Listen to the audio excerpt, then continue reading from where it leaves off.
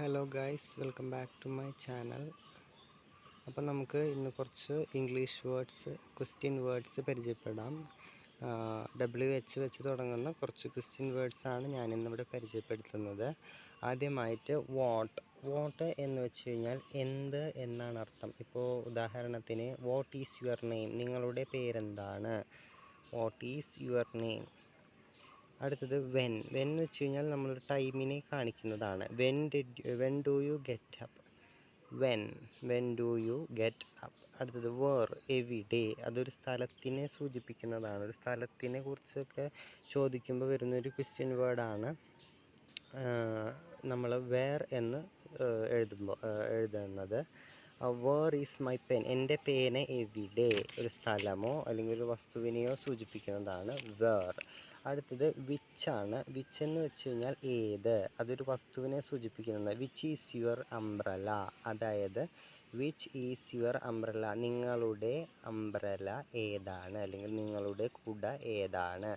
അടുത്തത് വൈ എന്ന് വെച്ച് കഴിഞ്ഞാൽ എന്തുകൊണ്ട്. വൈ ആർ യു ലേറ്റ്, നിങ്ങൾ എന്തുകൊണ്ടാണ് ലേറ്റ് ആകുന്നത്. Why are you late. അടുത്തത് ഹൂ എന്ന് വെച്ച് കഴിഞ്ഞാൽ ആര് എന്നാണ് അർത്ഥം. ഹൂ ആർ യു ഒരു വ്യക്തിയെ സൂചിപ്പിക്കുമ്പോൾ നമ്മൾ ഉപയോഗിക്കുന്ന ഇംഗ്ലീഷ് ക്വസ്റ്റ്യൻ വേർഡാണ് ഹൂ എന്ന് സൂചിപ്പിക്കുന്നത്. ഹൂയും ഹുമ്മും നമ്മൾ ക്വസ്റ്റ്യൻ വേർഡായിട്ടാണ് സൂചിപ്പിക്കുന്നത്. ഒരു വ്യക്തിയെ പറയുമ്പോഴുള്ള ക്വസ്റ്റ്യൻ വേർഡായിട്ടാണ് സൂചിപ്പിക്കുന്നത്. ഹും എന്ന് വെച്ച് കഴിഞ്ഞാൽ ആരെ. ഹും ഡിഡ് യു മീറ്റ്. അടുത്തത് ഹൂസും അങ്ങനെ തന്നെയാണ്. ഹൂസ് എന്ന് വെച്ച് കഴിഞ്ഞാൽ ആരുടെ. ഹൂസ് ബുക്ക് ഈസ് ദാറ്റ്, ആരുടെ ബുക്കാണ് ആയിരിക്കുന്നത്. Whose book is that.